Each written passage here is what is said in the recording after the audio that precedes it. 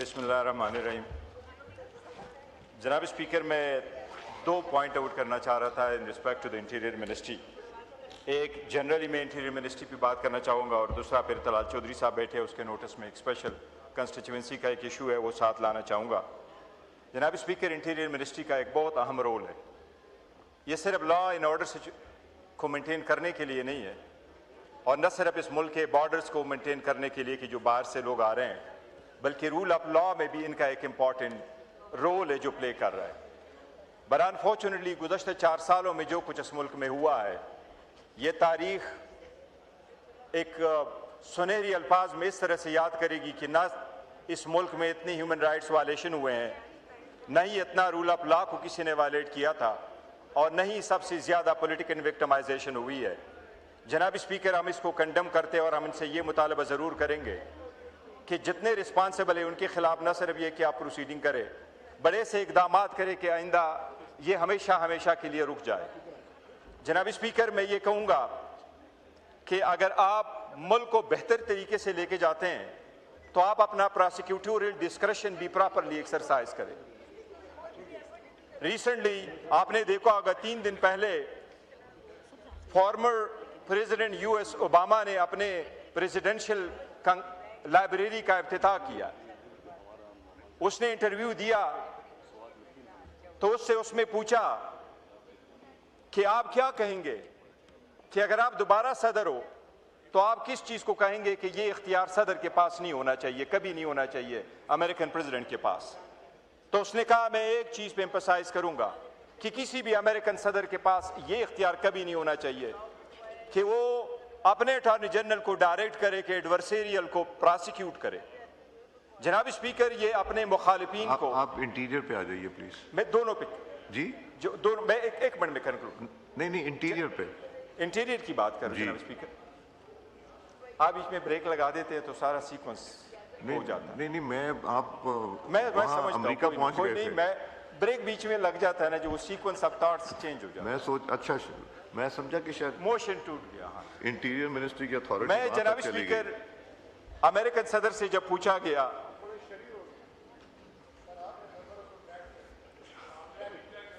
जी जनाब स्पीकर, कुछ ऐसी चीजें हैं जो हमारे यहाँ नेशनल यूनिटी के लिए है और हमने हमेशा नेशनल यूनिटी के लिए आवाज उठाया है। अच्छा, जैसा साहब ने बारहा कहा है कि हम अनकंडीशनली सपोर्ट करेंगे अगर आप रूल ऑफ लॉ की बात करते हैं, आइन की सुप्रीमेसी की बात करते हैं, अगर आप इस ईमान को मजबूत करते हैं। बस जनाब स्पीकर, एक वन स्टेज पे हमें कुछ कहना होगा। हम स्कूल के बच्चे नहीं है कि हर रोज आपके साथ आकर के तराना पढ़े और तराना पढ़ने के बाद हमें आप कहें कि भाई आप जाएं बैठे, फिर पूछते हैं आपके लिए हम क्या कर सकते हैं। कुछ करना होगा जनाब स्पीकर, हमें अपने जाती ईगो से निकलना होगा। इसलिए मैं पॉइंट आउट करना चाह रहा था कि अमेरिकन सदर ओबामा कह रहे हैं कि मैं अगर एक चीज को कहूंगा ये इख्तियार अमेरिका के पास नहीं होना चाहिए, तो उसने कहा सिर्फ एक चीज नहीं होना चाहिए कि आप एजी को डायरेक्ट करें कि मेरे मुखालिफिन के खिलाफ केसेस करें। और उसने कहा कि ये मुल्क सर्वाइव कर लेगा, फंकी इलेक्शन भी सर्वाइव कर लेगा, हर गलत पॉलिसी पे ये मुल्क निकलेगा, लेकिन जो अपने प्रोसिक्यूटोरियल डिस्क्रेशन को मिसयूज करके एडवर्सरियली को जो प्रोसिक्यूट करता है, उससे कहा उससे मुल्क में इतना नफरत बढ़ जाता है कि वो कभी भी आप अंडू नहीं कर सकते। जनाब स्पीकर, मुझे अफसोस के साथ कहना पड़ता है कि हम तो समझ रहे थे, हाथ मिला रहे थे कि हाँ आपकी तरफ से हाथ आएगा। अच्छा, जैस साहब ने बहुत बड़े फन का मुजाकरा किया कि खुद अपने हाथ आगे बढ़ाया कि पारना चाहिए, लेकिन जनाब स्पीकर, एजाज चौधरी साहब, सेनेटर एजाज चौधरी साहब, महमूद उर रशीद साहब, जनाब स्पीकर यास्मीन राशिद साहिबा, गवर्नर साहब, उमर चीमा साहब, जनाब स्पीकर, आपने उनको वंस अगेन परसों सजाएं दी है। दुनिया के किस कानून में आप 8वीं मरतबा सजा? जुडिशियल मैटर, इंटीरियर पे आ जाइए, इंटीरियर पे बोलें। ताट को ना तोड़े जनाब स्पीकर, नहीं, अदालत ऐसे नहीं सजाएं देती। सर देखे, अदालत ये सजाएं देती है, बट प्रोसिक्यूटर पुट करता है। क्या हो जाता है जज को ओवरनाइट कि वो कहता है मैं कंक्लूड करने लगा हूं और आपको राइट नहीं देता। मैं तो पॉइंट आउट कर रहा हूं कि there is a flaws in the laws. आपने हमारे साथ यहां प्रॉमिस किया था कि सीआरपीसी को चेंज करेंगे, पीपीसी को चेंज करेंगे, हम उसकी उम्मीद में आस लगाए बैठे, आज तक वो ला नहीं आया। हमने कभी नहीं कहा कि जनाब स्पीकर अगर किसी ने कोई जुर्म किया तो उसको कानून से बचना चाहिए। हम नहीं कहते, हम कहते हैं सबको सजा दो जो कानून की वायलेशन करते। लेकिन हमारे भी तो एज अ बुनियादी हकूक है, उसमें भी तो हमारे राइट्स है। जनाब स्पीकर, इससे मुल्क में नफरत बढ़ेगा। इसमें जितनी मर्जी हो आप उसको अंडू करना चाहेंगे तो आप नहीं कर सकेंगे। बार बार एक दूसरे के खिलाफ हम तो बारहा कह चुके हैं कि खुदारा ये 9 मई की धूल को अभी बिठाएं।